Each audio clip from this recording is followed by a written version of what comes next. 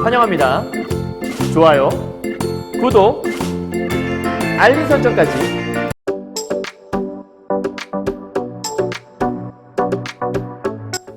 안녕하세요. 경화여고 1학년 독서와 문법 출제 포인트 정보 방과후 수업을 듣는 학생 여러분 만나서 반갑습니다. 선생님은 세계 최강 국어쌤 조인수 선생님입니다.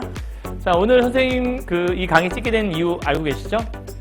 우리 지난주 월화에 저녁 야간 타임 9교시 때 강의를 하기로 했었는데 이제 시험 전주라서 여러분이 많이 부담될 것 같아서 선생님이 이번 주는 이제 4차시 강의는 이렇게 지금 녹화 강의로 진행을 하고 그 다음에 다음 주에 이제 화요일과 화목반 다음 주 화요일이겠죠. 그 다음에 월수반은 다음 주 수요일 날 야간에 선생님과 함께 이제 수업을 하게 될 거라서 그때 우리 5차시 강의로 함께 하게 될 거거든요. 그래서 오늘 이렇게 4차시 강의 미리 찍게 됐고요. 사실 선생님이 독서 강의는 오늘 찍을 건데 독서 2개를 찍을 거예요. 페이지는 24페이지에는 한 거 하나 하고 그 다음에 26페이지에 있는 강의 하나 찍을 건데 원래는 아마 이 차례가 아닐 거예요. 아마 기술 지문하고 예술 지문이 하나 있을 건데 그 지문은 실제 현강에서 강의를 하는 게 여러분에게 훨씬 더 도움될 것 같아서 일단 그 강의는 다음 주 5차시 강의로 미루고 오늘 강의는 미리 원래는 5차시에 강의할 예정이었던 거를 땡겨와서 이번 시간에 독서 강의를 2개를 진행할 거고 문법은 훈민정음 파트하고 이제 뒤에 있는 석보상절이랑 교과서에 있는 고전문학 강의를 진행을 할 건데 그거를 녹화 강의로 진행할까 하다가 사실은 요거는 현강을 듣는 게 훨씬 낫거든요. 왜냐하면 여러분 이제 기말고사 때는 고전 문법이 시험에 나올 거라서 현강으로 들어야 여러분 훨씬 더 도움이 될 수 있을 거예요. 그래서 현강으로 듣도록 녹화 강의 진행하지 않고 왜냐하면 녹화는 이미 된 게 있어요, 여러분. 훈민정음과 그거에 대한 것들은 선생님 강의를 따로 찍어 놓은 게 있기 때문에 굳이 또 녹화를 찍어서 올리는 것보단 현강에서 진행하기 위해서 이번 시간에는 그냥 간단하게 독서 강의 2 지문만 분석하려고 하는 거니까 여러분들 그렇게 알고 따라와 주시면 감사하겠습니다. 아시겠죠? 오늘 첫 번째 지문은 실학에 대한 오해와 이해라는 제목이고요. 이 시간은 10월 3일 개천절입니다, 여러분. 오늘 쉬는 날인데 여러분 시험 끝나자마자 이 강의를 듣고 다음 주 수업에 임해야 돼서 미리 강의를 휴일 날이지만 나와서 혼자서 학교에 아무도 없는데 혼자 강의 찍고 있네요. 그래서 여러분이 어쨌든 여러분 위해서 찍는 강의니까 잘 들어주시면 감사하겠고요. 문제 반드시 풀고 강의 들으셔야 돼요. 자, 제목 먼저 좀 적어놓을까요? 24페이지에다가 실학에 대한 오해와 이해라는 글이고요. 출제 가능성 업이라고 되어 있는 그 부분의 파트 첫 번째 강의입니다.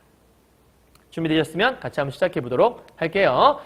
우선 이렇게 딱 나와 있을 때 여러분이 선생님 늘 얘기하지만 문제부터 먼저 확인을 하셔야 돼요. 그냥 바로 들어가는 게 아니라 문제 확인하고 그 다음 들어가야 하거든요. 자, 가볼게요. 일단 1번 문제인데 윗글의 논지로 가장 적절한 것은 무엇입니까? 라고 물어보죠. 자, 보죠. 일단 이렇게 체크를 했는지 확인해 보세요. 보시면 실학자들이 지녔던 혁신적 자세를 계승해야 한다. 딱 보자마자 일단 실학자들 얘기인가 보다 정도 체크할 수 있겠고 머릿속에 있으면 좋을 만한 거 논지라고 했으면 여러분 논지라는 건 주장이잖아요. 그러니까 이 글 전체를 아우를 수 있는 주제가 뭐냐라는 거예요. 실학자들의 혁신적 자세를 계승해야 된다. 그럼 뭔가 혁신이라는 게 포인트인가? 이 포인트는 혁신에 있겠죠. 두 번째, 실학에 미친 유학과 서학의 영향을 함께 고려하자. 그러면 유학과 서학이라는 게 포인트인가? 포인트 단어가 눈에 좀 보이기 시작하죠. 다음 세 번째 단어요. 실학자들이 지닌 개혁성과 보수성을 균형 있게. 그러면 균형이란 말 혹은 개혁, 보수란 말이 중요한 말인지 체크하시고요. 다음 네 번째, 실학이 봉건사회를 근대화한 주체적 학문임을 자부하자. 그러면 주체적이라는 말이 좀 포인트인가. 다섯 번째, 실학에 대한 획일적 시각에서 벗어나 다채로운 면모를 갖자. 그러니까 한 가지 생각만 갖지 마라. 이런 얘기인가. 자, 이런 걸 간단하게 머릿속에 탁 담은 상태에서 이제 본문 들어가시면 되는 거예요. 자, 가볼까요? 선생님이 첫 시간에 말씀드렸던 거 한 상태에서 강의 들으셔야 돼요. 그러니까 무조건 본문은 그냥 깨끗한 상태에서 보는 게 아니라 여러분 나름대로 나 이 문장 중요한 것 같아. 이 단어 중요한 것 같아. 체크해온 상태에서 선생님이 해온 거랑 비교해 보시면서 선생님은 저런 문장을 좀 중요하게 봤네. 선생님은 저 단어를 핵심어라고 봤네. 나랑 똑같네. 오케이, 일치하고 있어. 계획대로 되고 있어 라고 생각하시면 정말 좋은 거고요. 혹시 다른 거에 줄쳐 있다. 틀렸어 라고 슬퍼하지 마시고 나는 이거 쳤는데 선생님 왜 저거 쳤을까? 한번 비교해 보시면 들으시면 좋을 것 같아요. 뭐가 더 맞는지는. 그냥 선생님이 무조건 정답이다 라고 얘기할 수는 없어요. 왜냐하면 글은 읽는 사람에 따라 다를 수 있기 때문에. 근데 되도록이면 선생님과 일치하면 좀 더 좋을 수는 있겠죠. 왜냐하면 선생님이 문제를 아무래도 더 잘 풀고 있을 거니까요. 그죠? 가볼게요. 현재 실학은 대체로 성리학의 이념 논쟁을 극복하고 근대 사회를 지향했던 조선 후기의 진보적 사상이라고 이해된다. 자, 현재 이렇게 이해된다라고 했는데 그런데 이런 상식적 정의의 이면에는 다른 문제가 포함되어 있다라고 했어요. 그럼 일단 첫 번째 대체로라는 말은 여러분 뭐냐면 통념이라고 하는 거죠. 우리가 흔히 앞에서 얘기했었는데 대체로 많은 사람들이 갖고 있는 생각이라는 거예요. 그럼 정리 한번 해봐요. 일단 첫 번째 실학이라는 거에 대해서 전체적인 통념이 뭐냐? 얘는 성리학이라는 것들을 뭐한 거다? 극복한 거라는 거예요. 그러니까 성리학을 극복한 게 바로 실학이다. 그리고 뭐 했다? 근대 사회를 지향했다. 그럼 얘의 특징은 근대를 지향했다라는 거. 그럼 마지막 특징이 뭐지? 조선 후기의 진보라는 거. 그럼 결국 이거에다가 더해서 진보적인 사상을 갖고 있는 게 실학이라고 이해된다. 그런데 전환이잖아. 그럼 뭘 전환하는 거야? 요렇게 생각을 하고 있는데 이러한 상식적 정의, 그걸 우리가 통념이라고 한다는 거죠. 이거의 이면, 여러분 이면이 뭐예요?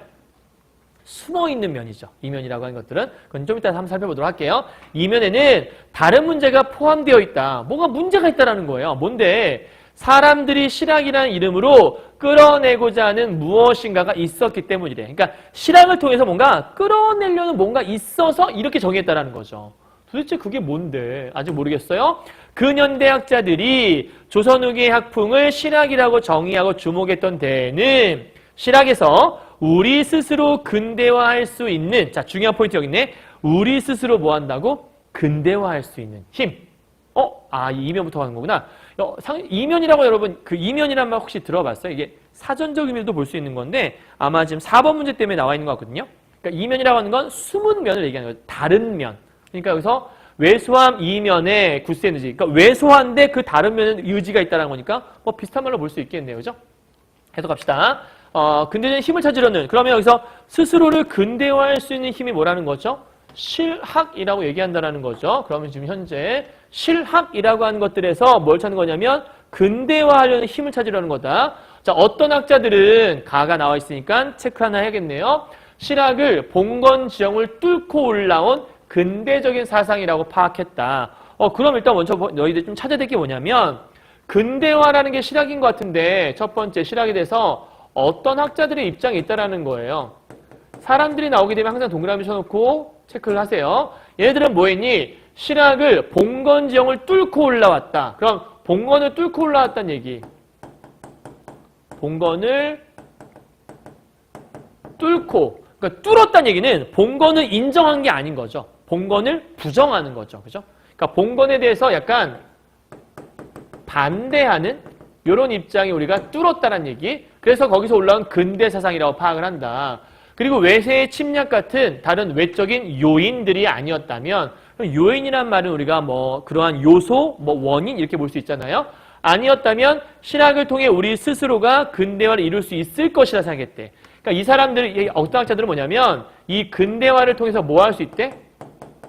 근대화를 스스로 가능하다고 생각을 했대.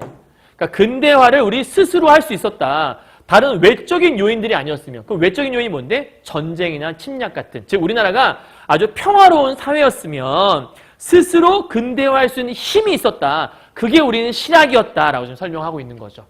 이런 생각이 크게 잘못된 것은 아니다. 그러나 이런 측면을 지나치게 부각할 경우 문제가 생길 수 있다. 그럼 이런 거죠. 어떤 학자들을 완벽하게 이 사람이 긍정하는 게 아닌 거예요. 그죠? 이렇게 스스로 근대화할 수 있다 생각했고 봉건에 반대하는 게 실학이라고 얘기했는데 이런 생각 나쁜 건 아니지만 여기에 문제를 발생시킬 수 있다는 거예요. 그게 뭔지를 이제 좀 이따 살펴보도록 하죠. 그럼 1문단 주제요.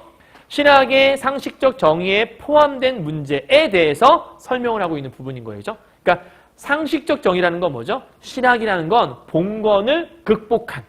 여기서 봉건이라는 말 여러분 성략을 극복했다고 했으니까 이 봉건이라는 말은 여기는 성략이란 말과 통할 수 있는 말이라고 우리가 체크해 볼 수 있겠네요. 그죠? 됐어요? 자, 우리 요인이란 말까지 체크를 좀 해봐야 될 것 같아요. 자, 요인.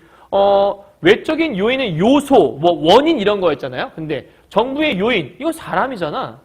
정부의 요인, 그죠? FBI 뭐 요인, 국정원 이런 거잖아. 말도 안 되는 거네. 답은 2번이네요, 그죠?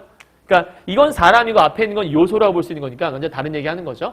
일단 4번 문제 풀었네요. 쉽게. 자, 2번 갑시다. 2문단이에요. 먼저 지적할 것은 지나치게 이전 학문과의 불연속을 강조하면 그러니까 이 어떤 학자들의 특징이 뭐냐면 얘네들은 이전 학문과 불연속을 강조했던 사람이 바로 어떤 학자들. 그럼 이 이전 학문이라는 건 뭐지? 실학 이전의 학문들은 당연히 성리학을 얘기하는 거죠. 그렇죠? 이해했어요? 그러니까 이게 뭔지를 이해하시면서 문제를 풀어야 돼요. 성리학과의 불연속을 강조하면서 문제가 일어날 수 있다. 성리학과 불연속을 강조하면 문제가 발생할 수 있다는 게 이 글쓴이의 생각인 거야. 그러니까 글쓴이는 실학이라는 거 성리학을 극복하고 근대를 지향하고 진보적인 게 실학이라고 일반적으로 생각 많이 하고 어떤 학자들은 본건을 뚫고 올라왔으며 이게 스스로를 근대화를 가능하게 만들어주는 힘이 있는 건데 이전 학문과의 불연속을 강조하는 학문이 바로 실학인 건데 그렇게 생각하면 문제가 있을 수 있다는 거지. 그게 뭐냐? 이전의 학문이란 성리학 내지는 유학을 말한다. 써있네. 성리학과 유학이라고. 자, 내지란 말은 여러분 책에 써있죠. 3번에 내지. 그러니까 이거 또는 뭐 쓸 때 쓰는 말. 물론 조선 후기의 사상적 흐름은 기존의 조선 성리학과는 다른 것이었다. 그러니까 조선 후기의 사상적 흐름이 기존의 조선 성리학이 있나 봐요. 근데 그거랑 약간 좀 다른 흐름으로 흘러가긴 했대요. 조선 성리학이 지나치게 이론적 공방을 펼치느라 현실의 문제를 등한시했고 이에 따른 반동으로 실학이 나타났다는 평가도 크게 틀리지 않았다. 그러니까 지금 현재 문제가 뭐였냐면 지금 조선 후기인 것 같죠, 그죠? 그러니까 지금 이 학자들이 얘네들이 지금 뭐 한 거냐면 아마 이 불연을 강조했던 이유 중에 하나가 성리학이 지나치게 뭐다? 이론적이다. 지나치게 이론을 강조했다. 그래서 현실 문제를 등한시했다. 이렇게 생각하는 이 성리학의 모습이 있었다라는 거지. 그러니까 성리학이 이랬어. 그래서 실학이 나타났다라고 생각하는 것들 틀리지 않다라는 거야. 그런데 문제는 그러나 이들이 모두 과거의 학문을 극복해야 할 적으로 생각했다는 것은 옳은 평가가 아니다. 즉 무슨 얘기냐면 모두가 이전 학문과 불연속을 강조했었는데 여기서 말하는 과거의 학문이라고 하는 건 당연히 성리학을 얘기하는 거겠죠? 그렇다면 성리학을 모두 적으로 생각한 게 아니다. 그럼 뭔데? 성리학도 논쟁에 빠져서 사회 변화에 대처하지 못하는 풍토에 대해서는 경계하고 비판했다. 즉 이러한 모습은 경계한 건 맞다. 그런데 자기가 성장한 토양을 이 성장한 토양은 어디야 얘들아? 자기가 성장한 토양이라고 하는 건 당연히 성리학을 얘기하는 거겠지. 이거를 완전히 부정하고 새로운 사상을 시도했다고 볼 수는 없다. 그러니까 지금 현재 이 어떤 학자들한테 반대하는 생각이 있는 것 같아. 이들의 생각은 뭐야? 성리학은 적이 아니다라는 거지. 그리고 자기가 성장한 토양을 부정하면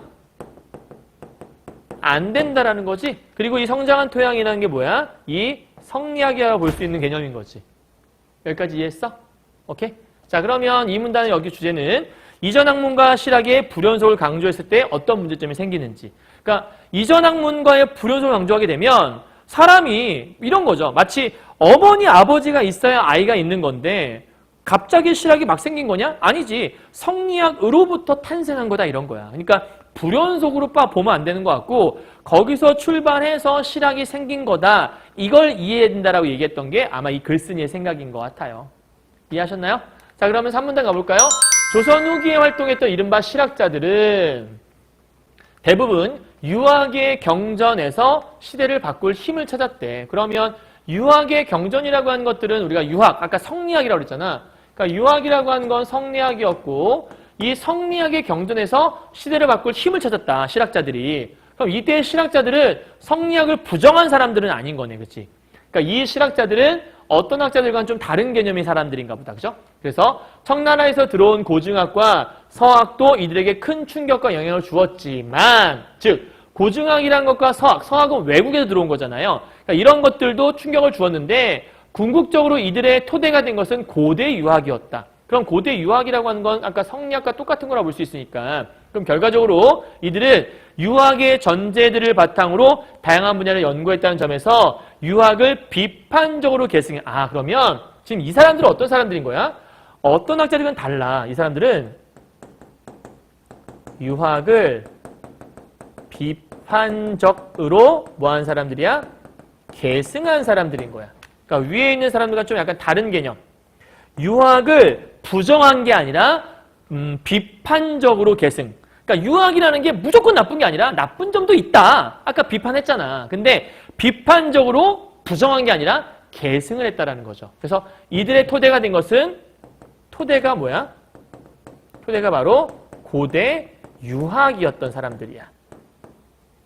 이렇게. 그러니까 유학을 부정한 사람들이 아닌 거죠. 그죠? 그러니까 여기 유학의 경전에서 뭔가 찾은 사람들인 거야. 사람들이 할 수 있다. 더 나아가 실학자들이 진보적이고 근대적이었다고 보는 것도 무리가 있다. 그러니까 지금 실학자들이 모두 근대적이었냐? 모두 진보냐? 그게 아니라는 거야. 그럼 뭔데? 실학자로 분류된 학자들 중에서는 보수적이고 복고적인 성향을 보이는 사람도 있대. 그러니까 보수와 복고를 보인다는 건 과거 거를 부정하지만은 않았다라고 볼 수 있다는 게 제일 중요한 특징이라고 볼 수 있는 거죠. 그럼 정리해보죠. 유학을 비판적으로 계승한 사람들이 있었다. 이 사람들도 실학자긴 실학자였지만 비판적으로 계승한 사람들이었기 때문에 완전 부정한 것은 아니었다. 요거만 체크하면 될 것 같아요. 됐나요?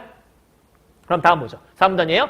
조선 후기의 학풍이 성리학을 넘어서려 했다는 점은 사실이다. 그렇죠? 조선 후기의 실학이라고 하는 것들이 성리학을 넘어서려 했다? 이건 맞다는 얘기예요. 그런데 많은 학자들이 개방적이고 진보적인 태도로 자기 전통을 자기 전통이라고 하는 건 뭐죠? 성리학이요. 이거를 극복하고자 했고 새로운 세계관을 활용하고자 했는데 이들은 진취적으로 근대적인 가치를 향해 생각을 바꿔나갔어요. 하지만 그것이 자기 전통과의 완전한 단절을 의미하진 않는다. 아까 얘기했잖아. 완전한 단절을 했던 사람들은 이 사람들. 그죠? 그리고 또 어떤 학자들은 실학자들이 거부했던 것은 고답적인 조선의 성리학적 분위기 또는 오직 주희만을 숭상했던 경직된 주자학이었지. 그러니까 지금 여기는 얘네들이 이 학자들은 기억의 어떤 학자들인 것 같고 얘네들이 니은의 어떤 학자들인 거지. 얘네들은 뭐야? 뭘 거부했니? 경직된. 그러니까 얘네들의 특징은 뭐냐면 경직된 주자학을 거부했던 사람들인 거야. 그러니까 주자학을 무조건 싫어했던 게 아니라 그냥 오직 주희만 숭상하던 경직된 주자학은 부정했어. 그건 거부했던 게 맞아. 하지만 유학이라는 학문 그 자체를 부정하진 않았어. 어떤 학문도 자기가 성장한 토대와 전제 이것들이 뭐라고? 성리학이라고. 그러니까 이거를 완전히 거부하거나 부정할 수는 없다고 생각했던 게 이 사람들이었던 거래. 그럼 정리하면 학문적 토대를 부정하지 않은 실학자들의 모습을 설명하고 있는 거죠. 그럼 결국은 이런 학자도 있고 이런 학자도 있는 건데 얘네들은 실학을 완전히 부정했던 애들인 거고 여기는 완전히 부정하지 않았어. 왜? 성장한 토양이 거기니까. 그럼 부정을 안 했어? 하긴 했어. 뭐 했어? 어떤 거를? 경직된 주자학. 그리고 아까 얘기했던 현실 문제를 등한시하고 지나치게 이론 강조했던 이러한 성리학을 비판했어. 그러니까 지금 여기는 요거 있잖아. 이렇게 요거. 이런 것들은 이 밑에 있는 사람들의 특징이라고 볼 수 있겠네. 됐니 여기까지? 자 이제 마지막이네요. 이처럼 실학은 복합적인 요인과 다양한 학자들이 만들어낸 스펙트럼이기 때문에 단편적으로만 이해하면 안 된다. 그럼 뭐야? 단편이란 것들은 한마디로 한 방향으로 이해하면 안 돼. 이런 얘기잖아. 그럼 어떻게 이해하라는 얘기야? 다양하게 이해해야 돼. 이런 얘기하는 거잖아. 그래서 사상적 의의와 풍요로움을 놓칠 수 있다. 이렇게만 이해하면 이게 원인이 돼서 결과가 되는 거죠. 이런 판이 저런 판이 하면서 실학을 억지로 일정한 도식에 넣어서 이론을 정당화하기보다는 각 사상가들의 주장을 들어보고 그들이 진짜 원했던 것이 뭔지 잘 따져봐서 실학을 제대로 이해하자. 그럼 어떻게 해야 돼? 각 사상가들의 주장을 들어보니까 다양한 의견을 들어보라는 얘기를 하는 거지. 이게 중요하다는 얘기를 하는 거네. 그럼 정리하면 실학에 대한 단편적 이해했을 때 문제점을 제시하고 있다. 이렇게 얘기할 수 있겠네요. 됐어요? 이렇게? 어려운 질문 아니었죠, 여러분? 자, 그러면 이제 문제를 한번 풀어보도록 하죠. 바로. 자, 1번. 유비클의 논지가 뭐냐라는 거예요. 여러분, 논지가 뭐였죠? 결국은 실학을 볼 때 포인트가 뭐예요? 한쪽으로 생각하지 마라. 다양한 게 뭘 줄 알아야 된다. 꼭 다 부정했니? 그렇게 보면 안 된다. 이런 얘기를 했던 거잖아. 그럼 여기서 제일 중요한 것들은 다양하게 보자라는 거니까 답은 5번밖에 없다. 그죠? 실학에 대한 회귀적 시각에서 벗어나자라는 얘기를 하는 거니까. 이해하셨나요? 자, 그럼 두 번째 문제 갈까요? 가와 나의 견해. 여러분, 가는 어떤 학자들이고요. 나는 여기였던 거. 이 기억니은이 아니고 여러분, 가와 나구나. 그죠? 가가 어떤 학자들, 나가 어떤 학자들. 그러니까 여기 여기가 나가 되는 것 같아요. 그죠? 이렇게 해서. 자, 그러면 가에 비해 나는 실학자들의 자주적 정신을 부각하고 있다. 가에 비해 실학자들의 자주적 정신을 부각하고 있나? 그렇나, 여러분? 아니죠. 자주적인 정신. 자주적이라고 하는 건 뭐였죠? 스스로 가능하다. 이게 자주잖아. 자주를 한 거는 가인데? 그럼 가에 비해 나는이 아니라 누구라고 해야 되지? 가라고 해야 되겠지? 틀렸네. 2번. 나에 비해 가는 실학과 이전 시대의 차별성을 강조하고 있다. 그치. 가는 얘잖아. 얘는 아까 단절이었잖아. 불연속. 그러면 가는 실학과 이전 시대의 차별성. 다른 거야. 실학은 끊어내야 돼. 그래서 본건을 뚫고 올라온 거야. 그 얘기가 가잖아. 그건 맞는 말인데? 그럼 답은 2번인가 보다. 그죠? 쉬운 문제였네요. 자, 둘 다 모두 실학이 유학을 계승하고 있음을 부각하고 있다. 가와나 둘 다 부각하고 있나? 가가 유학을 계승했다고 하기에는 본건을 뚫었다고 했잖아. 뚫었다는 얘기는 계승한 게 아니라 얘를 부정하고 올라간 거잖아. 그러니까 가는 아니라고 봐야지. 그렇죠? 4번. 가와나 모두 실학이 외적인 요인들에 제약되었음을. 아까 실학이 외적인 요인들에 제약되었다고 보는 입장은 가였잖아. 그래서 가가 뭐라 그랬어? 외세의 침략이 없었으면 우리는 성공할 수 있었다. 우리 스스로 얘기했었으니까. 나는 그런 얘기 한 적이 없죠. 5번. 가는 실학의 전통적인 것에, 나는 실학의 진보적인 측면에. 그건 아니죠. 사실은 실학이라고 하는 건 둘 다 진보라고 볼 수 있겠고, 뭐 둘 다 뭐 진보냐 전통 이렇게 얘기하진 않았으니까 둘 다 아니라 볼 수 있겠네요. 답은 2번이요. 자, 3번 갑시다. 실학의 선구자로 알려진 이익은 보니까 어떤 얘기했는지 유학의 기본 토대였던 농업 공동체를 강조했대. 유학의 토대? 그러면 이익이란 사람은 유학을 조금 지지했던 사람이라 볼 수 있겠네. 실학의 집대성자 알려진 정약용도 고대 유학으로 돌아가. 고대 유학으로 돌아가. 그럼 이익이란 사람은 이쪽에 있는 얘가 이익이 들어가고 정약용도 일로 들어가야 될 것 같아요. 그지? 이쪽에. 자, 그런데 이와 달리 청나라를 오가면서 서학 영향을 받은 북학파들은 성리학적 주제에 관심 두지 않았어. 홍대용이나 최한기처럼 전통적인 버렸어. 그러면 지금 여기에 들어갈 사람들이 북학파라고 하는 사람들인 거고, 대표적으로 홍대용이라는 사람이나 아니면 최한기라고 하는 사람이 여기에 들어가야 되는 사람인가 보다. 그죠? 그죠? 자, 그러면 이제 문제 풀어볼까요? 1번. 이익은 여기잖아요. 농업공시에 강조했다는 점에서 이전의 학문과 단절되지 않았음. 단절되지 않았던 게 이익의 모습이니까 틀리면 아니겠네요. 2번. 고대 유학으로 돌아가 상제를 신앙하지 않는 건 복고적인 성향. 맞네요. 그죠? 정약용 복고적인 성향. 그러니까 예전 고대 유학이라는 것들을 부정하지 않았으니까. 3번이요. 북학파들이 성리학적 주제에 관심 두지 않았다는 점에서 이들이 유학의 전제를 거부했다. 유학의 전제를 거부했나? 여기서 얘네들이 유학의 전제, 봐요, 여러분. 북학파는 성리학적 주제에 관심을 두지 않았어. 전통적 개념을 버리고 서양의 사하 원소를 받아들였대. 그러니까 성리학적 주제에 관심을 두지 않았다고 했지, 유학이라는 거에 전제를 거부했다. 이런 말을 한 적이 없거든. 그러니까 이 말은 맞는데 이게 유학의 전제를 완전 거부했다? 이런 얘기는 써있지가 않아요. 그러니까 유학의 전제까지 가는 건 이런 거죠. 관심을 두지 않는 것과 거부는 다른 거죠. 그러니까 예를 들어 볼게요. 난 남자에 관심이 없어. 그러니까 남자에 관심이 없다는 얘기는 남자 싫어! 이런 얘기 하는 게 아니잖아. 그죠? 그러니까 그냥 관심이 없을 수 있죠. 그러니까 좋아하는 것도 싫어하는 것도 아닌 감정이 있을 수 있잖아. 근데 그걸 거부했다. 그거하고 관심이 없다. 이건 다른 거잖아. 그러니까 유학의 전제를 거부했다라는 거는 유학 전제에 싫어! 이렇게 얘기했다는 건데 얘네는 그냥 관심 두지 않았다고 했지 싫어! 라고 얘기한 적은 없거든. 그러니까 얘와 얘를 동일시 여기는 안 되는 단어인 거죠. 답은 3번이라고 볼 수 있어요. 어려운 문제 중에 하나죠. 왜냐하면 이 용어들을 잘못 파악하게 되면 여러분 틀릴 수밖에 없는 거니까. 자, 4번, 5번 여러분 읽어보시면 되는 거예요. 자, 아까 4번 문제는 풀었죠? 2번이 아까 답이었던 것 같아요. 자, 다음 질문 26페이지에 있는 광고의 지각 과정이라는 걸로 한번 넘어가 보도록 하죠. 자, 이번에는 사회 지문이라고 볼 수 있는 건데 선생님이 지금 오른쪽에다 정리하잖아요, 여러분. 공부할 때는 이렇게 정리를 해가시면서 공부를 하는 게 좀 필요해요. 왜냐하면 실제 문제 풀 때 모의고사에서 이렇게 정리할 시간이 많지는 않는데 이렇게 자세하게 정리는 못하더라도 키워드들을 정리해가면서 보시는 게 문제 풀 때는 실제 도움 되거든요. 왜냐하면 정리를 안 하면 본문에 무슨 내용이 있었는지 전혀 알 수가 없어요. 그러니까 읽은 다음에 뭐가 있는지 모르는지 문제를 풀면 틀릴 수밖에 없죠. 그러니까 그렇게 하면 안 되는 거니까 정확하게 정리를 해가시면서 자, 광고의 지각 과정이라는 제목 갖고 있는 거고 출제 가능성 업 포인트 파트 2가 될 수 있으니까 체크하시면 되겠습니다. 가볼게요. 아까와 마찬가지 여러분 일단은 먼저 체크.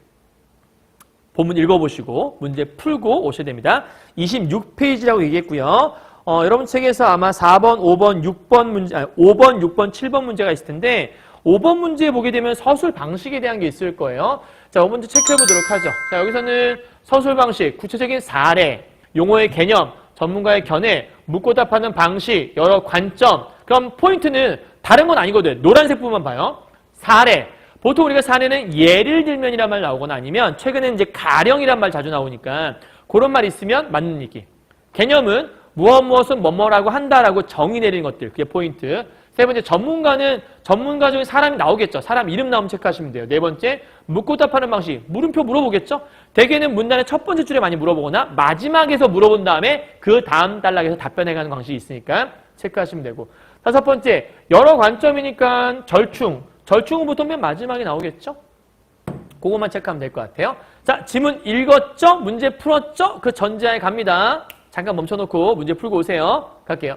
자, 1문단부터 가보시죠. 현대사회는 수없이 많은 광고로 가득 차 있지만 소비자들이 봐주는 광고만이 설득을 시도할 수 있으며 궁극적으로 광고 목표를 달성할 수 있다. 지금 포인트는 어디 있죠? 광고라는 거에 있는 것 같죠? 그죠? 광고라는 게 포인트. 소비자들이 본다는 것은 단지 수동적으로 광고에 노출된다는 것이 아니라 광고에 주목하고 광고의 의미를 이해한다. 아, 그러면 오늘의 포인트는 광고란 단어인 것 같아요. 그죠? 근데 광고를 우리가 본다. 소비자들이 본다라는 개념은 어떤 개념이냐? 단순하게 C의 의미가 아니라 광고에 주목하는 걸 얘기하는 거고 광고의 의미를 이해하는 것. 이걸 우리는 광고를 본다라고 한다. 그러니까 광고를 본다라는 개념은 우리가 흔히 물건을 본다 그런 개념과 좀 다르네요. 그죠? 자, 이를 설명하기 위해서는 우선 광고가 제시하는 자극이나 정보가 소비자들에게 어떻게 지각되는지를 살펴볼 필요가 있다. 그러니까 광고가 뭘 자극을 주나 보죠? 정보를 주나 보죠? 그걸 어떻게 지각하는지, 그럼 어떻게 지각되는지 살펴보자라고 했으면 단 뭐가 나와야 돼요? 자극과 정보에 대한 게 어떻게 지각되는지가 나와야겠죠.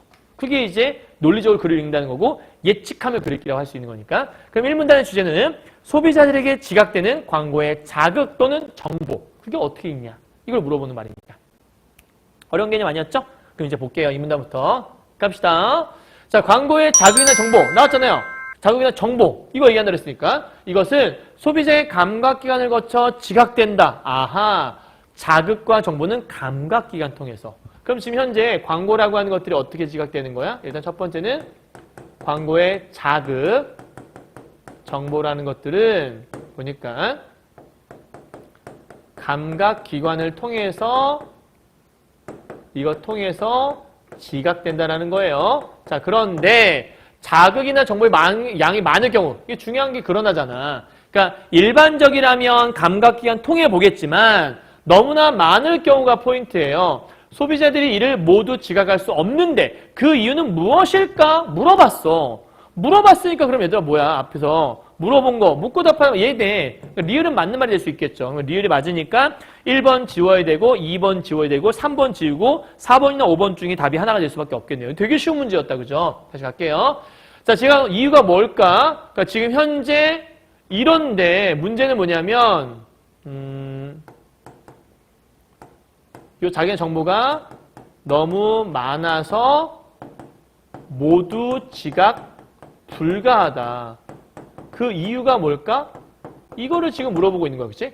그러니까 자극이나 정보가 너무 많아서 모두 지각이 불가능한 이유가 뭘까? 자, 이는 바로 소비자의 인지 능력의 한계 때문이다. 그럼 답이 나와 있네, 이미. 그죠? 소비자에게 뭐가 있다는 거야? 소비자의 인지 능력의 한계가 있다라는 거죠. 그렇죠. 사람 어떻게 다 보겠어. 그죠? 다양한 자극 접하게 될 때 이 과정에서 자신에게 의미 있는 것에 대해서만 주의를 기울이게 되고 이처럼 자극의 특정 대상이나 속성에 대해서만 주의를 기울이고 정보를 처리한 것을 우린 뭐라고 한다? 선택적 지각이라 한다. 그러니까 사람들이 소비자의 인지에 한계가 있기 때문에 사람들은 뭘 선택하게 된다는 거예요? 선택적인 지각을 선택하게 된다는 거죠. 선택적 지각의 핵심 포인트는 뭐죠? 의미 있는 것만 지각한다는 거예요. 광고를 보다가 나한테 의미 있는 광고만 기억한다는 거죠. 너무 쉬운 얘기인데 자, 모든 정보를 지각하지 못하는 이유가 뭐다? 선택적인 지각 때문이다. 오늘의 키워드는 이거네요. 그죠? 선택적인 지각이라고 하는 것들이 중요한 키워드. 사람들은 왜 모든 걸 지각하지 못할까요? 정보가 너무 많으니까요. 그래서 어떻게 하는데요? 너무 많으니까 자기한테 의미 있는 것만 기억하려고 한다. 그래서 모든 정보를 다 기억하지 못한다. 오케이. 그럼 이제 여기까지 읽었으면 광고의 자극과 정보가 사람들에게 의미를 줄 수 있도록 만들어야겠네. 그치? 한번 가볼까? 그렇다면 소비자들은 광고를 볼 때 어떤 자극에 주의를 기울일까? 소비자들이 자극을 선택하는 데에는 자신이 이전 경험이 중요한 역할을 하게 된대. 아, 이게 중요하네. 자신의 이전 경험이라는 게 중요한 역할을 하게 된다. 그럼 광고 볼 때 사람들이 뭐가 중요한 거야? 이전 경험이 중요한 거야. 내가 경험했던 것들에 한해서 인지할 수 있다는 얘기를 하는 거죠. 자, 자신의 경험 세계가 지각 필터 역할을 하기 때문에 소비자들은 자신이 이전에 경험한 것에 대해 더 많은 주의를 기울이게 된다. 광고에서도 이를 이용해서 유명한 배우나 스포츠 스타, 그러면 이 유명한 배우나 스포츠 스타라는 것들이 둘이 뭐야? 경험 세계에 포함되는 말이겠네. 그죠? 그러니까 지금 현재 선택적 지각을 할 때 어떤 거에 유의하게 되냐면 이 선택적 지각이라고 하는 것들은 자신이 경험했던 경험 세계가 무슨 역할을 한다는 거야? 지각 필터. 그러니까 지각을 할 때 필터라는 건 우리가 걸러주는 걸 얘기하는 거잖아. 내가 경험했던 것들이 어떤 지각한 것들을 걸러주는 거야. 내가 경험했던 거니까 의미가 있어. 내가 좋아하는 사람이니까 오케이. 이건 내가 기억해야 돼. 뭐 이런 걸 얘기한다고 볼 수 있겠죠. 그래서 소비자 자신이 무척 좋아하는 사람이라면 단순히 눈에 띄는 것에 그치지 않고 자극들도 함께 긍정적인 정보로 그러면 이 지각 필터 통해서 경험 세계에 포함되는 것들은 어떤 정보로 와? 긍정적인 정보로 처리한다는 거지.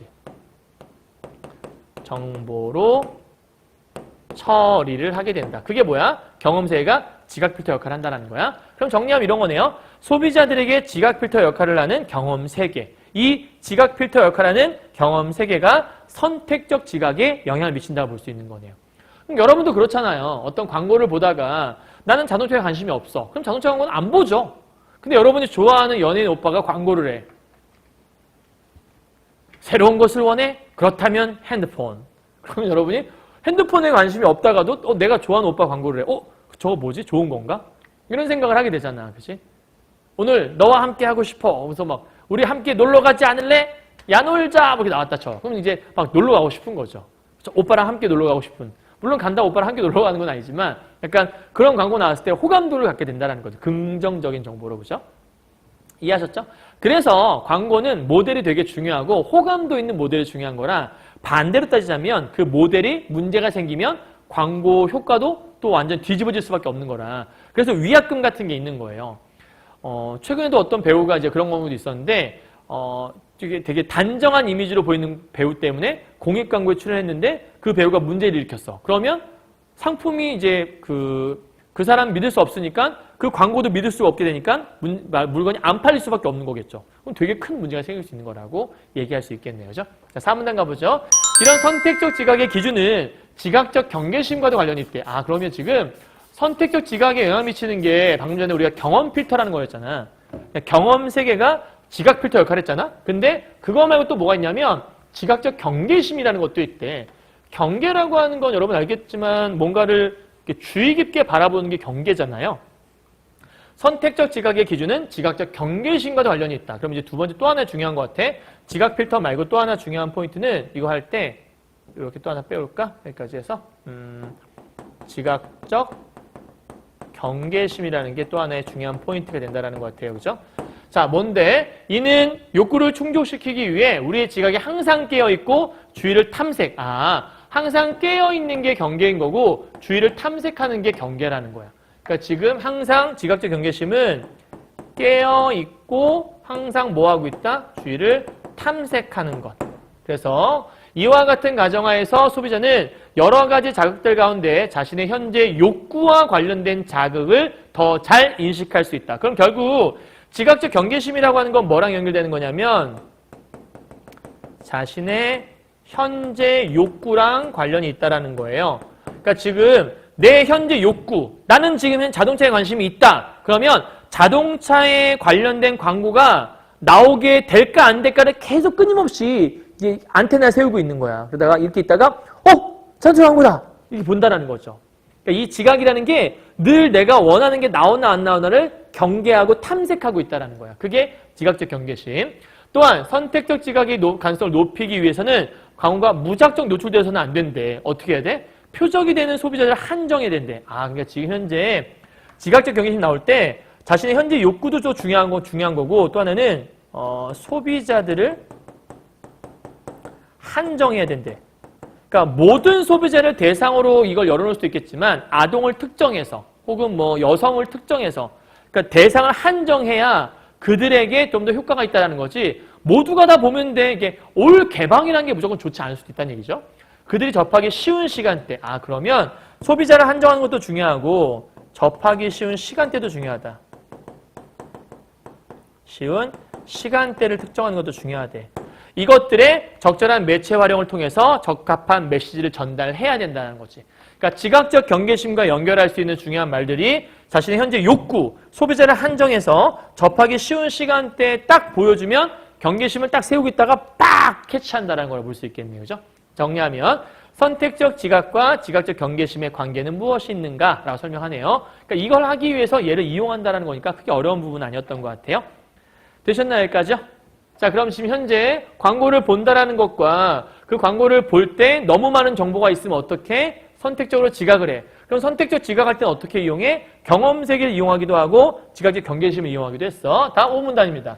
한편 또 다른 얘기하네요. 소비자들은 선택되어야 할 자극만이 아니라 거부해야 할 자극도 선별한대. 그러니까 이제는 선택에 대한 것만 얘기했잖아. 좋아하는 것만. 이제는 반대, 싫어하는 것도 얘기한다는 거야. 이를 지각적 방어라고 하는데 예를 들어 사회적으로 물의를 일으킨 연예인 나오는 광고에 대해 소비자들은 의식적, 무의식적으로 거부한다. 아까 얘기했던 거네. 그러니까 지금 이 선택 과정의 또 하나는 뭐냐면 지각적 방어라는 게 있다라는 건데 지각적 방어라고 하는 것들은 뭐와 관련이 있는 거야? 광고를 나도 모르게 거부하게 되는 거. 내가 호감을 일으킨, 그러니까 호감도가 있는 연예인이 하는 건 지각적 경계심에 따라서 얘기하는 거. 그러니까 그 경험세 긍정적 정보를 활용하는 거였는데 내가 싫어하는 연예인이 나와. 그럼 나도 모르게 싫어하게 되고 거부하게 되잖아요. 이는 광고가 일방적으로 자기 얘기를 해서는 안 되고 시청자인 소비자가 원하는 내용으로. 그러니까 지금 지각적 방어를 선택할 수 있는 소비자가 있기 때문에 광고주가 지가 원하는 거 찍으면 안 되고 소비자들이 원하는 내용으로 채워줘야 돼. 그래야 선택될 수 있어. 이 얘기를 하는 거네. 그럼 핵심어는 지각적 방어라고 볼 수 있잖아요. 지각적 방어의 정의 혹은 이렇게 볼 수 있지. 선택적 자극과 지각적 방어의 관계 이렇게 써도 크게 무리는 없겠네요. 됐어요? 여기까지요? 자, 이제 마지막 6문단인 것 같아요. 자, 광고의 노출과 주목에 관련된 또 다른 설명 기제는 뭐냐면 수능이라고 하는 게 있대. 이제 마지막인 것 같아. 지금 현재 경험세계, 지각적 경계심, 선택적 지각, 지각적 방어. 자, 마지막으로 순응까지 왔어. 이게 마지막 개념인 것 같죠? 자, 수능이란 뭐냐? 동일한 자극이 계속적으로 노출되게 되면 자극에 익숙해져. 익숙해지는 게 수능이겠지. 더 이상 주목이 일어나지 않게 돼. 그래서 자극의 수능을 극복하기 위해 차별과 대비의 방식이 무슨 얘기인지 알겠어? 광고가 처음에 이제 획기적이었어. 사람들이 야, 저 핸드폰 좋아 보여. 근데 광고가 계속 보여. 그럼 이제 너무 익숙해지니까 더 이상 그 제품도 눈에 안 들어오는 거지. 그러면 이 수능이란 건 뭐 해야 되는 거야? 이게 좋은 게 아닌 거지. 수능이란 극복해야 될 대상인 거야. 그러니까 광고를 할 때는 수능을 극복해서 차별과 그러니까 여기서 차별과 대비의 방식이라고 하는 건 언제 중요한 거냐면 이 수능에 대한 해결책이라고 하는 거지. 그죠? 그러니까 수능을 뭐 해야 되는 거야? 수능이란 것들을 극복해야 되는 거야. 근데 수능을 극복하기 위해서는 뭐가 필요한 거야? 이걸 위해서는 차별과 대비가 필요하다. 차별과 대비가 필요하다. 이런 얘기를 지금 하고 있는 게 바로 이 본문이겠네요. 예를 들어 예측 불가능한 패턴. 이게 뭐야? 이게 차별이잖아. 그렇죠? 그래서 이러진 자국들은 여전히 주의를 끌 것이며 크기와 색채 차이를 통해 대비를 이루는 것은 수능을 극복하는 강력한 방법이 된다. 그래서 광고를 볼 때 같은 광고를 계속 내보내는 게 좋냐? 이거 너무 잘 만들었어. 그래. 너무 잘 만들었으니까 계속 그것만 내보내. 그럼 좋을 것 같잖아. 근데 그게 아니라는 거지. 계속 내보내봤자 문제는 익숙해져서 사람들이 수능이 되어서 더 이상 안 보게 된다는 거예요. 그래서 그때는 좀 차별적인 광고가 필요하다. 이게 이제 마지막 6문단의 포인트. 자극의 수능을 극복하기 위한 차별과 대비라고 생각하시면 어렵지 않겠네요. 됐나요, 여러분? 여기까지? 자, 그럼 이제 우리 마지막으로 문제 풀면서 마무리만 하면 될 것 같네요. 갑시다. 자, 5번 문제예요. 아까 우리 니을은 맞다고 얘기했던 것 같고요. 자, 구체적인 사례 들었나요? 계속해서 예를 들어 설명하고 있었으니까 기억은 맞다고 볼 수 있겠네요. 그럼 기억과 리을이 맞으니까 답은 이미 튀어나왔죠? 4번이라는 거. 아까 용어의 개념도 있었으니까 당연히 답은 4번밖에 없네요. 그죠? 체크. 다음 6번 갈게요. 보기의 광고 전략 회의에 대해 보인 반응으로 적절하지 않은 것은 무엇입니까? 4원 1. 인지도가 높은 배우를 광고 모델에 쓰면 어떨까요? 그러면 호감도가 있겠죠. 그죠? 봄철 황사기에 집중적으로 광고하는 건 어떨까요? 아까 얘기했던 뭐가 있을까? 접하기 쉬운 시간대? 뭐 집중적으로 요거와 똑같은 거 아닌가? 가족이 함께 TV를 볼 수 있는 시간이 좋고 가족 모두에게 표현을 강조할 수 있어야 된다고 생각합니다. 시간대 나왔고요. 하나의 광고만 집중적으로 제시하게 되면 반응이 유지되지 않을 수 있다. 왜? 수능됐기 때문에. 그죠? 문제 볼게요. 1번부터. 집중적으로 광고를 편성한다는 것은 욕구 충족을 위한 지각적인 경계심. 지각적 경계심이라는 게 아까 뭐였지? 자꾸 탐색한다는 거였잖아. 근데 이거 할 때 아까 소비자를 한정하고 접하기 쉬운 시간대 욕구, 아까 여기 자신의 현재 욕구의 목적이 있다 그랬잖아. 여기 보니까 욕구 충족을 위한 것, 지각적 경계심. 맞는 말이잖아요. 봄철에 집중적으로 광고를 편성해? 그럼 봄철에 집중적으로 하게 되면 황사 기간에 요걸 광고하게 되면 사람들이 뭔가 도움이 될 것 같아. 그럼 그 욕구와 맞아 떨어지는 거니까 맞다고 볼 수 있겠죠. 2번이요. 두 가지 상황을 설정했어. 두 가지 상황을 설정한 건 뭐야? 한 가지에 식상해질까 봐. 그건 아까 수능을 벗어나기 위한 방법 중에 하나였던 거잖아. 3번. 인지도가 높은 배우를 주게 되면 경험이 지각 필터. 아까 인지도 배우, 긍정 정보, 지각 필터. 아까 얘기했던 거네요. 그죠? 4번. 주부들이 좋아하는 배우를 쓰면 긍정적인 효과, 긍정적인 경보 나와 있잖아. 똑같은 말이잖아. 똑같은 거. 3번, 4번 거의 똑같은 말인데? 뭐야 이거? 똑같은 말이잖아요. 5번이요. 가족이 모두 모인 저녁 시간에 광고를 편성하는 것은 인지 능력의 한계로 인한 지각적 선택을 극복하기 위해서군. 지각적 선택을 극복하기 위해서 하는 게 아니라 지각적 선택 때문에 이렇게 하는 거죠. 지각적 선택이 있어서 사람들이 그 시간대에 많이 보니까 그때 편성하자는 거지 지각적 선택을, 그러니까 선택적 지각을 극복하기 위한 게 아닌 거지. 말이 되게 이게 좀 이렇게 맞게 보이도록 썼는데 함정이 파 있는 거지. 선택적 지각을 극복하기 위해서가 아니라 선택적 지각으로 인해 이렇게 편성하는 거라는 거. 선택적 지각을 우리는 알고 있는 거야. 선택적 지각을 우리가 극복할 필요가 없는 거지. 사람들이 선택적으로 지각을 해. 그건 우리가 바꿀 수 있는 게 아니야. 그러니까 그 선택적 지각에 맞게 그 시간대에 그 사람이 좋아하는 배우들을 이게 선택하는, 이거를 편성하는 게 그 광고주의 목적이라는 거. 그러니까 답은 5번인 거죠. 그러니까 이 글은 선택적 지각을 극복하자는 글이 아니라는 걸 명심하셔야 돼요. 그죠? 자, 이제 마지막 문제죠. 7번이에요. 가예요. 가가 여러분 책에서 뭐냐면 지각적 방어거든요. 지각적 방어가 뭐였지? 싫어하는 거를 거부하는 거. 그죠? 그럼 뭔가 자기한테 안 좋아 보이는 걸 거부하는 거라고 볼 수 있겠네? 1번. 노트북의 첨단 기능을 광고했더니 주의를 기울이지 않았어. 이거는 부정적인 걸 얘기하는 게 아니잖아. 2번. 담배가 인체에 미치는 영향? 담배가 미치는 영향. 안 좋은 영향 미치겠죠? 근데 즐겨 피우는 사람은 이게 안 좋대. 그냥 안 보려고 해. 답은 2번이네. 왜? 나한테 별로 내가 싫어하는 게 나와 광고에. 아까 싫어하는 배우가 나오면 안 본다며. 내가 싫어하는 광고. 난 담배 막 뻐끔뻐끔 피는데 담배가 몸에 안 좋대. 그러면 뭐야 보기 싫어. 안 보게 될 거 아니야. 그게 2번이라고 볼 수 있는 거죠.